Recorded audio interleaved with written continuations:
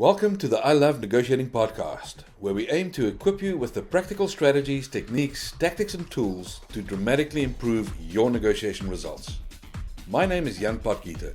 Over the past 15 years, I've consulted to and trained many of the world's leading brands in more than 60 countries to help them improve their business negotiation results.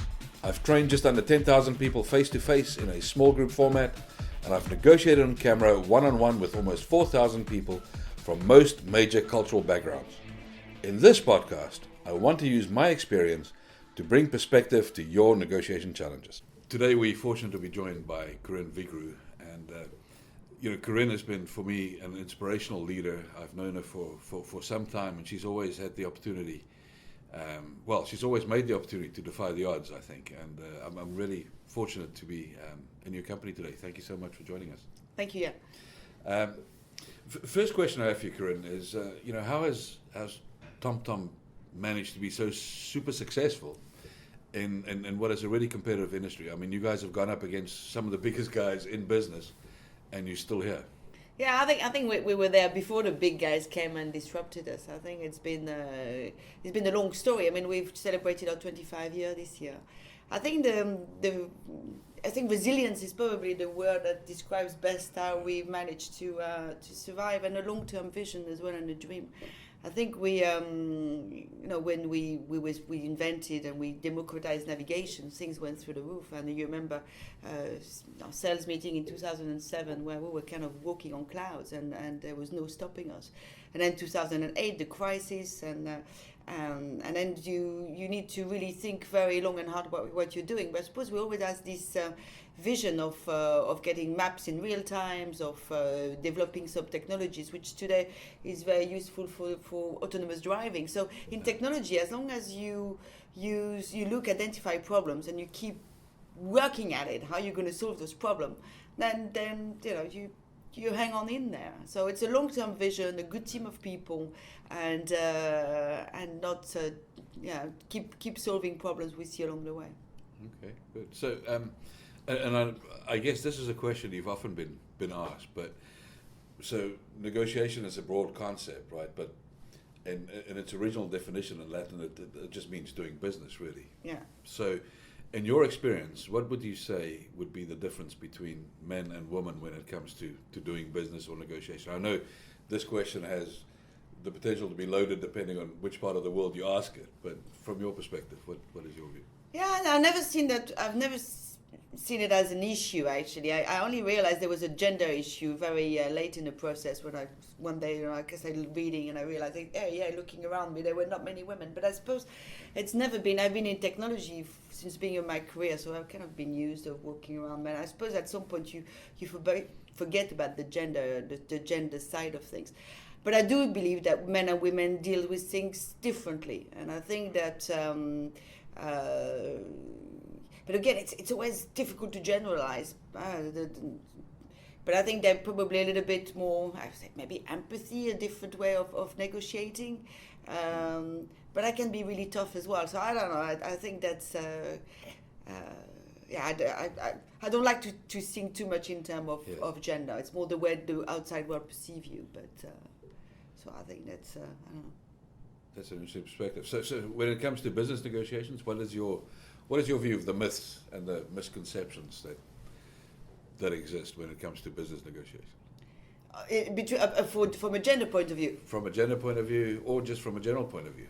Yeah, I think a negotiation is always, and it's something also you always said. I mean, it's about a win-win situation. It's about, I remember a few things I learned from your training, and don't think that negotiation is dividing things in the middle. Huh? So when you negotiate with someone, don't try to always find a way of dividing everything by two. Or I think negotiation is just making sure that you've got a service you want to sell, someone wants to buy from you, or someone wants just make sure that you do it in a way that at the end of the negotiation everybody feels happy about it. I think that's the key, and I'm very keen on that every time. I'm always thinking about what the other party is going to get out of it, as much as what I'm going to get out of that negotiation. And what I want in any case is people being happy on both sides, because I know that I'm going to have to see with those people again, deal with them them again. They're going to come around in another walk of life, and it's a long-term thing. So I'm really happy now. I've been in business for a long time to always see people who remember, how we negotiated and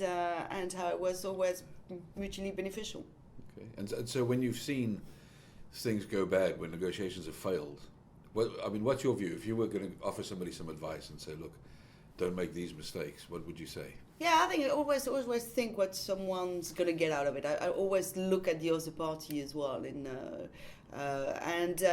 you always have a walk away point as well. So don't also go beyond what you think is good for your own company. I think that's you've got to have enough confidence and enough pride in what you do to say, I'm not going any further than that. That's it, take it or leave it. And for that, you need a certain amount of confidence. And as the head of the company, I can do that easier probably than some of my employees. I can just, I can walk away. I've had some pretty heavy discussion with retailers in the UK where, at some point I said, okay, I was ready to lose the business, except and not being treated the way I was treated. And I remember when they're picking up the phone and say, look, you're lying, and I am never going to do business with you again. And I was an account that was probably representing 7% of my business.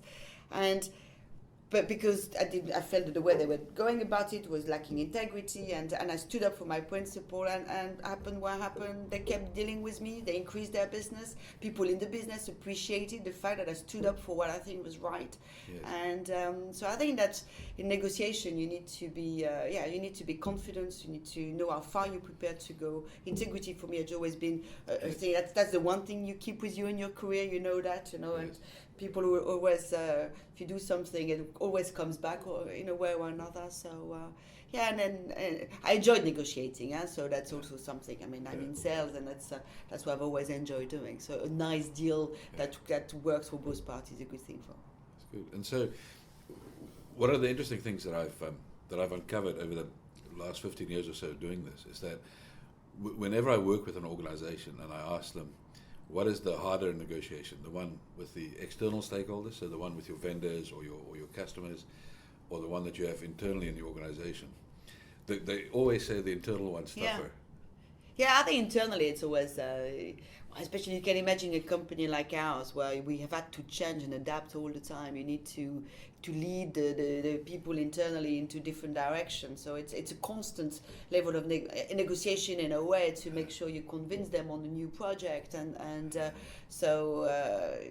It is internally. It's a lot more at stake as well, I suppose. So yes, I find internal negotiation, but also there I apply the same principle. At the end of the day, I might doubt, right? But I never hesitate. I always you need to decide. You need to have that confidence of looking long term what you want to do, and you're showing the way, but you've got to make it happen. I suppose that's the same principle. It's dealing with people. I think that's that level of empathy I was talking about earlier. That's always trying to think how the other party will react and will receive the information you've given them. And so what you're saying, what's interesting is we see, like you are clearly successful at doing that, is that a lot of people who are successful at the internal negotiations is because they don't really approach that any differently. No. To the external ones, they recognize exactly the same principles are valid in that context. That's clear. So Corinne, just from your perspective, obviously you guys do business all over the world. If you were to say, culturally, it's worthwhile to consider some things when it comes to negotiation. Are there any pointers or any experiences you've had, taking into account cultural backgrounds and sensitivities? Well, for sure, in certain countries, I know you can't apply. I've decided not to go in countries where I could not stick to the level of integrity that I want to deal with. So there's some countries where, and we're privileged in consumer electronics where actually we can deal in country. We can choose the countries we want to deal with. So I look at those cultural differences. And there are some countries that I may stay clear of. Otherwise, in countries where you have really different culture, like India, for example, I think that we adapt to local culture. We've got 5,000 people, 45 nationalities. We'll deal with people all over the world. I think the cultural differences is a great big asset. In a company like ours, when you want to innovate, you innovate because you get different points of view with each other to challenge each other. If we all think the same, you don't innovate. So I think that I was having a lunch the other day with all the women engineers, actually here in Amsterdam, and from one particular division, and there were as many people as there were nationalities. So it was, and you could see that there was a lot of the quality of the debate and was very rich as a result. So we really embrace cultural diversity and exploit it in a way, if you see, just by looking at how we all look at the world with different pair of glasses, men, women, and different culture. So it's diversity and harmony rather than uniformity or yes, it's, you want to you know that we've all gone through different education system, we all have different sets of values, we all have different religion. I think that's actually a lot of richness, and it allows us to adapt to I think that's one of the reasons as well why we've managed to adapt to the changing circumstances, because we have a very diversified. And you've been receptive to new ideas. And yes. Well, you've encouraged it. Never mind. Yeah, we encourage a lot of we encourage innovation throughout the organization. We don't have a chief innovation officer. You know, I believe that one of the things is to try to get everybody in the company to carry the mission of the company and adapt and innovate. That's great. And so, Corinne, perhaps a bit more personally, but what's been your formula for success in business? You know, so if you say, and I don't know if you can reduce it to one or two things. I know earlier on when we were talking, you were talking about resilience, certainly from a TomTom perspective. But personally, what would your view be? Personally as well, I think, you know, when you first of all, we started with 4 people, and then we kind of went for this massive growth. And before, you know, one day I woke up and we just booked Atlas. We had 5,000 people, 2 culture to integrate. Then we get the crisis. So I think resilience has been something that went through. I think I'm someone who tend to see always the glass half full. So I think in as entrepreneur as well, you've got to you need to look at things in a positive way, because otherwise it just drags you down. Yes. You need a certain level of madness in believing and that you can change the world a little bit. I know it sounds a bit caricatural, but it's or stereotype, but you do think fundamentally you can change the world a little bit. Yes. Yes. You know, and that's a driver, that's a motivator as well. You know, if I do that, we're gonna. With navigation, we change the world of millions of people, the way they navigate. Save lots of marriages. We saved a lot of marriages, and but if you think about it, it's only 12 years ago that those products were democratized, and today nobody could drive without navigation. And when I see the products as being, you know, one of the best inventions of the last century, you kind of, you think that's it. So I've put that stone there, and I'd like to put another one. So you look at the other type of problems you can solve, and now we're looking at autonomous driving, and we know that mobility will change in cities beyond recognition, and we've got the tools, the technology, and the people to again make a big contribution. So that's a great motivator. So I think that resilience when the chips are down, never losing sight of the long term and what you're contributing and the changes, the difference you're trying to make to whatever. And working with great people, I think for me it's personally that gives me a lot of energy to work with a team that I respect, and having a bit of fun in the process and not losing sight. So we don't look behind. The other day someone was asking me, well, what do you regret the most? And I said, well, actually, you know, I don't think in those terms. Yes. Because otherwise I could dwell my life on it. So I don't think in terms of regret. I think, well, I've learned a lot. Would I do some things differently? Probably. But hey, at the time I did what I thought was best with the knowledge I had. So I think you just keep looking ahead and stuff you can change and impact. Well, so when you say resilience, I just pause there for a moment. I mean, is that a euphemism for soaking up pain? I mean, talk to me about what that means to you, resilience, you know. Yeah, I think you don't give up, and I think when things are, you know, the great moments of doubt that you have, because of course you've got them, especially you keep going. I suppose soaking up pain. I don't translate it like that. I just it's after the fact you think, oh my God, I didn't manage to get through that. But again, with a strong team of people as well, we kind of help each other. I think we have a very strong team at the top of TomTom, and we've been through all of this amazing journey together. And I think we help each other a lot mentally as well. but I don't experience it as massive pain. I always get up happily in the morning. I always look at what I can do. So yeah, it doesn't. It's more. But it's finding the opportunity in every what, adversity rather than focusing on the problem. Yeah, you don't focus on the problem. You just think, what can I do? Even now I have quite a pretty big challenge in front of me. How do you get the team with you? How do you get them to follow you? You're going to change everything. You organize. In tech, we need to be quite agile and do things quite often. So that keeps me busy, and I'm more focused on that than the issues, because the issues is I can only do something if I can impact. There's no point dwelling on stuff that you can't do anything about. So I try to impact the things I can change. So Corinne, I know with your charitable foundation, etc., you have a heart also for for equipping others with the skills they need to succeed, and so often in business people speak to the success of mentorship and role models, etc. Have you, in your career, have you benefited from mentorship, from role models that have contributed to the way that you see the world and the way that you succeed? Yeah, that's funny. So I never had any business role model, to be honest. I think the mentorship were probably I would say that the TomTom management team, we kind of mentored each other more because we have different skill sets, and by helping each other along the way. I think in terms of inspiration, and it maybe goes back to that resilience thing. Every time I have a bad moment, I think about Ellen MacArthur crossing in the ocean on top of her mast. And I think if she did that, I can do anything, And she's on her own there, and she's 5 foot nothing, she's the same size as me. She's on the top of that mast, and anything can happen. And she hasn't slept for days. She goes on top there, and she rounds the cape. And so those are the people that inspire me, who go beyond their level of physical ability, if you want, because with a great belief that they can make it happen, even from the outside where it looks like pure madness.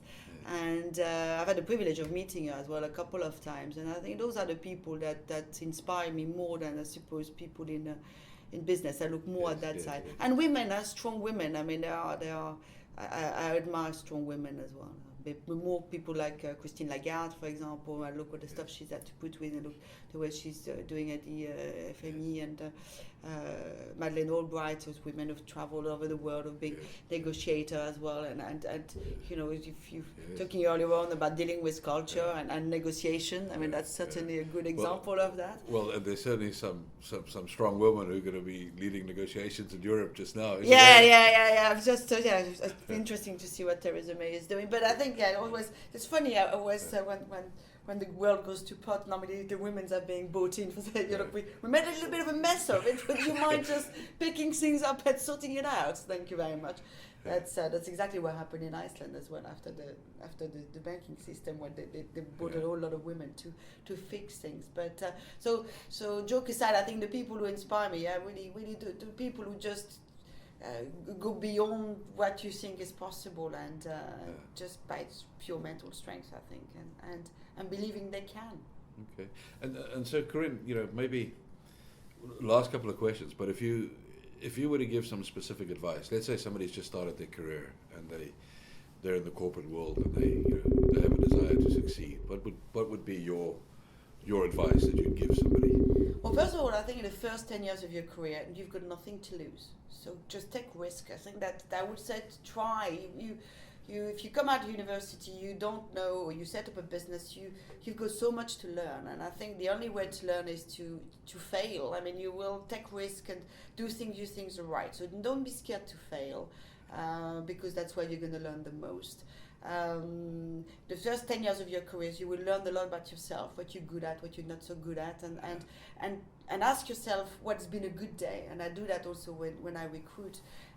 What at the end of where do you get your energy out of? Try to analyze what really makes you tick, because you're going to have to work for a long time. So you try to really spend time trying to find out how to get the best out of yourself. And you can only do that by trying stuff that you think you cannot do. So that's that out your comfort zone. So that's what I would recommend. And surround you with people who give you energy instead of people who don't give you energy. It sounds pretty trivial, but there are people who suck energy out of you. Just keep them at bay. I think success for me is being able to have a career and do something where it doesn't feel like work. So that whatever you do, you get the motivation, the energy in yourself, and you're happy with what you do. And I think that's the biggest recipe for success. And work with people you like, and try to make a little bit of a difference.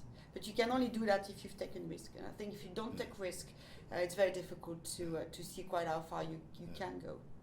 And would you perhaps, last question, Corinne, would you have, and it might not be different advice, but would you have something specific to say to young women, maybe women entering, industries where it's traditionally been dominated by males, engineering, even technology, some of these areas? Would you have specific advice or counsel you'd give them? Yeah, I think so. It's the advice I give my own team is don't think I always realize that the girls, I look at their CVs, they're always so qualified. They're so brilliant. I mean, they are, they've gone far. They are, and they don't speak up. So I think I would say just speak up. Just if you see an opportunity in the company, raise your hand. Go and ask your manager. Make your manager aware what you want to do, what your level of ambition is, because it's very difficult for us to read that. Don't think, oh, my manager will see I'm working really hard and he will think about me next time there is something. He won't. He won't, not because he's a bad guy or bad woman, but just because it's just not the way it works. You've got to put yourself forward. So put yourself forward. Try to look at the opportunities in an organization. So that's one. Two is, please come back once you've had children. It's you can concile both. I think you can have a career and have a family. There's a lot of women in the world who don't have a choice and manage both. If you have a choice, then you're very lucky. And I think that's do what you think is right for you. I think women are each other's worst enemy. So we're always judging. If you work, it's not good. You don't work, it's not good. It's never good. So you may as well do what you think is right for you. At least it's going to be right for someone. It's for yourself. You're going to get judged anyway. You're going to judge anyway. So you may as well just do what intimately you feel right. And we have here women who think they can come back and can't, and that's fine. If you feel that you want to stay with your children, then that's okay. But if you feel, I also see a lot of women, especially in Holland, that where there's a lot of peer pressure to come back. And I said, well, do what you think is right, and if you want, you can reconcile both. So, but put your hand up and build confidence. And that's an easy thing to say because people often ask me, how do you build confidence? Well, I say, concentrate on the positive stuff. When you've had a bad day, instead of thinking all the stuff you've done wrong, think all the stuff you've done well. And and that helps you because most of those young women have had again done amazingly well at school. Yes, they're well qualified, so and they're very successful. They lead successful projects. Think about the stuff you do well. Don't be too hard on yourself. Take risk, and believe in yourself.